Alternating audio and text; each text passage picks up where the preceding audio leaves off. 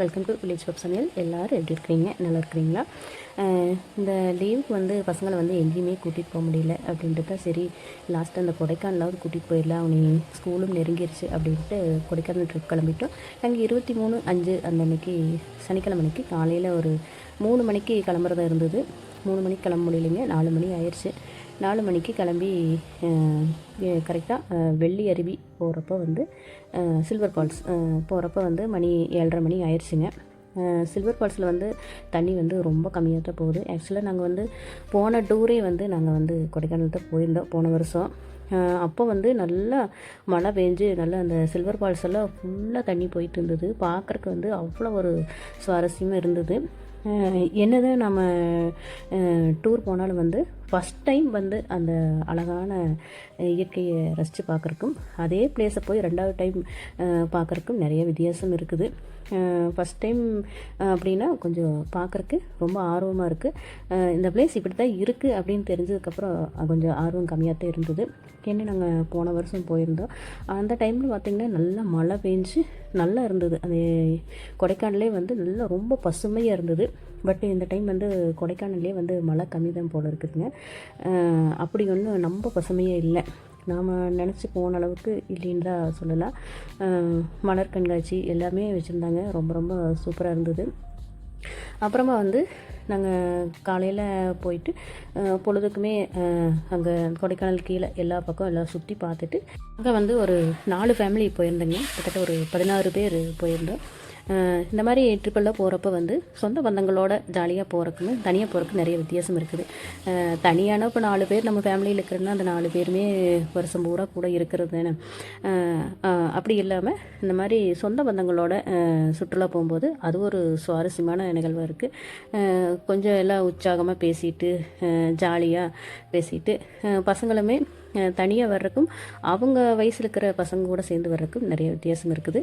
இப்போ என்னென்னா நாங்கள் வந்து தனியாக வந்து கொடைக்கானல் 4 பேர் மட்டும்தான் போயிருந்தோம் போன வருஷம். 5 பேர், 4 பேர் இல்லைங்க, 5 பேர் போயிருந்தோம். அதுக்கே கிட்டத்தட்ட வந்து உங்களுக்கு 27 ரூபா 28 ரூபாய்க்கு பக்கமாக செலவாச்சு. ஆனால் வந்து இந்த டைம் அதே மாதிரி தான் 2 நாள் தான். ஆனால் பூம்பாறை மட்டும் போகலைங்க. போன டைம் பூம்பாறை போயிட்டு இருந்தோம். இந்த டைம் வந்து பூம்பாறை போகல, எல்லாம் உடம்பு ரொம்ப டயர்ட் ஆயிடுச்சுன்னு சொல்லி வேண்டான்ட்டாங்க. பூம்பாறையுமே போயிருக்கலாம், ஆனால் வேண்டான்ட்டாங்க. அப்படி இருந்துமே வந்து ஒரு ஃபேமிலிக்கு வந்து செலவு வந்து பார்த்திங்கன்னா 11,000 வந்துச்சுங்க. ஒரு ஃபேமிலி வந்து 11,000 ரூபா செலவு வந்துச்சு. அதுபோக மேல் செலவு ஒரு 200-300 வந்திருக்கலாம், வாய்ப்பு இருக்குதுங்க. ஏன்னா நாங்கள் 4 ஃபேமிலியும் சேர்ந்து போனதுனால வந்துங்க 4 லேடிஸுமே வந்து முடிவு பண்ணிட்டோம். அந்த ஒரு நாள் ஃபஸ்ட்டு நாள் வந்து நம்ம வந்து டிஃபன் சாப்பாடு எல்லாம் எடுத்துகிட்டு போய்க்கலாம். 2வது நாள் வேணால் கடையில் வாங்கி கொடுத்துக்கலாம், இல்லைன்னா அந்த அன்றைக்கி இரவுக்குமே வேணாலும் கடையில் நம்ம வாங்கி கொடுத்துக்கலாம். ஏன்னா அங்கே ஹோட்டல் உணவுகள்லாம் எப்படி இருக்குது என்னென்னு தெரியாது அப்படின்ட்டு ஒவ்வொருத்தரும் ஒவ்வொரு உணவு செஞ்சு கொண்டு வந்திருந்தாங்க. பிரியாணி ஒருத்தங்க செஞ்சு கொண்டு வந்திருந்தாங்க, தயிர் சாதம், அப்புறம் கேசரி, அப்புறம் இட்லி வந்து கடையில் வாங்கிட்டோம். அதுக்கு தக்காளி தொக்கு, சாம்பார், புளி சாதம், அப்புறமா வந்து லெமன் சாதம், இதெல்லாமே நாங்கள் செஞ்சு கொண்டு போயிட்டோம். இரவு வந்து பசங்கள்லாம் வந்து எங்களுக்கு சிக்கன் தான் வேணும் அப்படின்ட்டாங்க.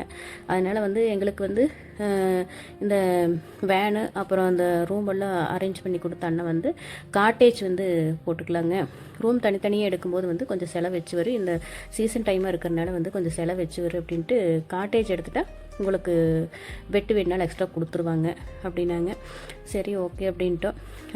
பட் இருந்தாலும் ரூமில் தங்குற மாதிரி இல்லைங்க, காட்டேஜ் வந்து ஓரளவுக்கு தான் இருந்தது. காட்டேஜ் பசங்களுக்கு தனியாக ரூமுங்க, அப்புறம் லேடிஸ் எங்களுக்கெல்லாம் தனியாக ஒரு ரூம்பு, ஜென்ஸுக்கெல்லாம் தனியாக ரூம் கொடுத்துட்டாங்க. பரவாயில்ல. ஆனால் பெட்டெல்லாம் வந்து கொஞ்சம் குண்டும் குழியுமாக தான் இருந்தது. இடுப்பு வலி வந்துருச்சு. அதனால் வந்து இந்த மாதிரி ரூமெல்லாம் நீங்கள் புக் பண்ணுறப்ப வந்து ஃபஸ்ட்டு நீங்கள் வந்து பெட்டு பார்க்குறக்கெல்லாம் வந்து ரொம்ப அழகாக தான் இருக்குது. பட் படுத்து பார்க்குறப்ப வந்து உங்களுக்கு ஃப்ளாட்டாக இருக்காது, குண்டும் குழியுமாக இருக்குது. இந்த மாதிரி எல்லாம் இருக்குது, செக் பண்ணி பார்த்துக்குங்க. அப்புறம் எங்களுக்கு இந்த வேனு ரூமெல்லாம் புக் பண்ணி தந்த அண்ணா வந்து உங்களுக்கு வந்து அங்கேயே வீட்டு சமையல் கிடைக்குங்க, ரொம்ப சூப்பராக இருக்குது, நீங்கள் வேணால் அங்கேயே வேணாலும் அரேஞ்ச் பண்ணிக்கோங்க அப்படின்னு சொன்னாங்க. லேடிஸ் நாங்கள்லாம் வந்து சரி சைவம் சொல்ல அப்படின்ட்டு இருந்தோம். பசங்கள்லாம் வந்து அதெல்லாம் ஆகாது, சிக்கன் வேணும் அப்படின்ட்டாங்க. சிக்கன் கிரேவி வந்து 1 கிலோவும், அப்புறம் சிக்கன் கொஞ்சம் தண்ணி குழம்பு மாதிரி செஞ்சு, பரோட்டா ஒரு 10, சப்பாத்தி ஒரு 20 ஆர்டர் பண்ணியிருந்தோம். அதுவே அளவாக போச்சுங்க. ஏன்னா பொழுதுக்கெல்லாம் சுற்றி அடிச்சுட்டு அங்கேயே நிறைய சாப்பிட்டு வந்ததுனால வந்து அதுவே அளவாக போச்சு. அது மட்டும் இல்லாமல் லெமன் ரைஸ் எல்லாம் மிச்சம் இருந்ததுனால வந்து நாங்கள் கொஞ்சம் எல்லாம் அட்ஜஸ்ட் பண்ணிட்டோம். சாப்பிட்டுட்டு எல்லாம் கழுவி பாத்திரங்கள் எல்லாம் அவங்களுக்கு கொடுத்துட்டு அதுக்கப்புறமா நைட் நல்லா தூங்கி எந்திரிச்சாச்சுங்க. எந்திரிச்சு காலையில் எந்திரிச்சிட்டு டீ காப்பி சொல்லலான்னு பார்த்தோம். சரி நீ எல்லாம் கிளம்பியாச்சாச்சு, நீ போய் ஹோட்டலில் நல்லா சாப்பிட்டு டிஃபன் சாப்பிட்டு அதுக்கப்புறமா அதை டீ காப்பி சாப்பிட்டுக்கலாம் அப்படின்ட்டாங்க. அதுக்கப்புறமா பார்த்திங்கன்னா நல்ல ஒரு ரெஸ்டாரண்ட் தான், சூப்பராக இருந்தது. எல்லா ஐட்டமே இட்லி, பூரி, வெண்பொங்கல், அப்புறம் பசங்க வந்து முட்டை தோசை, அப்புறம் மசால் தோசை இதெல்லாம் வாங்கி சாப்பிட்டாங்க. ரொம்ப ரொம்ப சூப்பராக இருந்தது. வெண்பொங்கல் ரொம்ப ரொம்ப சூப்பராக இருந்ததுங்க. இதெல்லாம் சாப்பிட்டு நாங்கள் என்ன பண்ணியிருக்கோன்னா மதியானத்துக்கு வந்து ரூம்லேயே நாங்கள் ஆர்டர் கொடுத்து சாப்பாடு எடுத்துகிட்டு போயிருந்துருக்கோன்னு. அங்கே பார்த்தா இப்போ குணாகேவு அந்த சைடெல்லாம் போகிறப்ப வந்து நல்ல ஹோட்டலெல்லாம் எதுவும் இல்லைங்க. இந்த ரோட்டோர கடைகள் தான் வந்து அதில் தான் வந்து இந்த மேகி, அப்புறம் வந்து எதுவும் அந்த தக்காளி சாதம், அப்புறம் சிக்கன் குழம்புன்னு சொன்னாங்க. அது பார்த்தா உருளைக்கிழங்கெல்லாம் போட்டு செஞ்சுருந்தாங்க. பட் நாங்கள் அதெல்லாம் யாரும் வாங்கி சாப்பிடல. மேகி மட்டும் கொஞ்சம் வாங்கி சாப்பிட்டு வந்துட்டோம். இருந்தாலும் வந்து அங்கே நாங்கள் இருந்த ரூம்லேயே வந்து வீட்டு சமையல் செஞ்சு கொடுத்தாங்கல்ல, அவங்ககிட்டவே வந்து ஏதாவது பிரியாணி இல்லைன்னா தக்காளி சாதம் இந்த மாதிரி ஏதாவது செஞ்சு பாத்திரமெல்லாம் கொண்டு போயிருந்தோம். அங்கே நம்ம வாங்கிட்டு போயிருந்தால் கொஞ்சம் ஈஸியாக இருந்திருக்கு. பசங்களுக்கெல்லாம் கொஞ்சம் மத்தியானம் வந்து அது சாப்பாடு இல்லைங்கனால கொஞ்சம் எல்லாம் ரொம்ப பசி ஆயிடுச்சு. மேகி சாப்பிட்டு ஒன்றும் அப்படி ஒன்றும் பசி அடங்குற மாதிரி தெரியல. பட் இந்த மாதிரி வெளியில் போகிறப்ப வந்து இந்த கொடைக்கானல், ஊட்டி, அப்புறம் அந்த மூணாறு, இந்த கேரளா சைடெல்லாம் போகிறப்ப வந்து நம்ம என்ன சாப்பாடு செஞ்சு கொண்டு போனாலும் வந்து கெட்டுறதுக்கான வாய்ப்புகள் இல்லை. அதனால் வந்து முடிஞ்ச வரைக்கும் இந்த லெமன் சாதம் இல்லைன்னா ஒரு புளி சாதம் இந்த மாதிரி ஏதாவது செஞ்சு கொண்டு போயிட்டோம்னா இந்த மாதிரி நம்மளுக்கு சாப்பாடு கிடைக்காத நேரத்தில் வந்து அதை வந்து நம்ம யூஸ் பண்ணி சாப்பிட்டுக்கலாம். குணா கேவுக்குள்ளையெல்லாம் போனதையும் வந்து ஒரே வாரமாக இருந்ததுங்க. எல்லாம் கத்திட்டு அவ்வளோ ஒரு சந்தோஷமாக எல்லாத்தையுமே மறந்துட்டு இருந்த மாதிரி இருந்தது. அவ்வளோ ஒரு சந்தோஷமாக இருந்தது.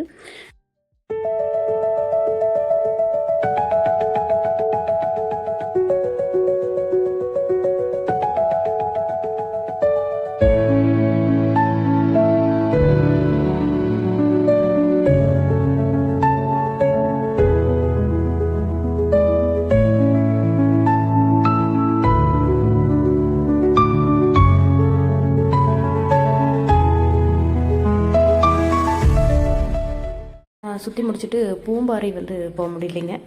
வேண்டான்னு சொல்லிட்டாங்க, ரொம்ப டயர்டாக இருக்குது அப்படின்ட்டாங்க. அதனால் பூம்பாறை மட்டும் போக முடியல. ஒரு 7-7:30 நாங்கள் கொடைக்கானல்லேருந்து கீழே வர ஆரம்பிச்சிட்டோம். வரும்போது பார்த்திங்கன்னா வந்து ஹோட்டலெல்லாம் ஒன்றும் நல்ல ஹோட்டல் இல்லை. அதனால் வந்து கீழே பழனி போய் சாப்பிட்டுக்கலாம் அப்படின்னாங்க. பழனி போகிறப்ப வந்து கிட்டத்தட்ட ஒரு 10-10:30 ஆயிரும். அதுக்கப்புறம் ஹோட்டல்ஸ் இருக்குமா இருக்காதா அப்படின்ட்டு ஒரு தள்ளுவண்டி கடையில் நிறுத்தி சாப்பிட்டோம். தள்ளுவண்டி கடையில் பார்த்திங்கன்னா அதுக்கே அவ்வளோ ஒரு கூட்டம். சீசன் டைம் மட்டும்தான் எங்களுக்கு ஒரு லாபம் கிடைக்குங்க அப்படின்ட்டு அவங்களும் ஒரு சந்தோஷமாக சுட்டு கொடுத்தாங்க. தோசை, சப்பாத்தி இது மட்டும்தான் கிடச்சிது. வேணால் முட்டை தோசை வேணால் போட்டு தரணாங்க, அதுவுமே வாங்கி சாப்பிட்டாங்க. இதெல்லாம் சாப்பிட்டு முடிச்சுட்டு கீழே வர ஆரம்பிச்சிட்டோம். அப்புறம் பார்த்திங்கன்னா டிராஃபிக் ஆயிடுச்சு. ரோட்டில் என்ன நடந்ததுன்னே தெரியல, டிராஃபிக் ஆயிடுச்சு. 2 பஸ்ஸும் வந்து ஒரு பஸ்ஸு போய் இன்னொரு பஸ்ஸு வர்றப்போ வந்து டிராஃபிக் ஜாம் ஆயிடுச்சு. போன வருஷம் போயிட்டு வந்தப்போ அப்படித்தான் அதே இடத்துல தான் டிராஃபிக் ஜாம் ஆச்சுங்க. என்ன காரணம்னு கேட்டிங்கன்னா மரம் விழுந்துருச்சு அப்படின்னாங்க. அப்புறம் க்ரெயின் வந்து அந்த மரமெல்லாம் எடுத்துவிட்டு ரோட் கிளியர் பண்ணி அதுக்கப்புறம் தான் விட்டாங்க. கொடைக்கானல் போயிட்டு வர்றப்போ கண்டிப்பாக இந்த டைம் போயிட்டு இந்த டைம் நம்ம வீடு வந்துடலாம் அப்படின்னு எல்லாம் வந்து நம்ம சொல்லிட்டு போக முடியாது.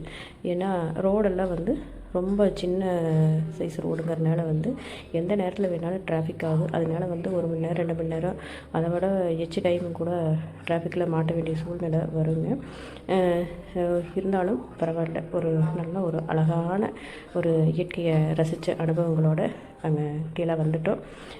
மீண்டும் கண்டிப்பாக இந்த மாதிரி ஒரு நல்ல ட்ரிப்பு எனக்கு அமைஞ்சதுன்னா அதை வீடியோ ஷூட் பண்ணி உங்களுக்கு பதிவு பண்ணுறேங்க. கண்டிப்பாக இந்த வீடியோ உங்களுக்கு பிடிச்சிருக்குன்னு நினைக்கிறேன். மீண்டும் இன்னொரு பதிவில் உங்களை எல்லாம் சந்திக்கும் வரை நான் உங்கள் திருப்பூர் ஜோதி.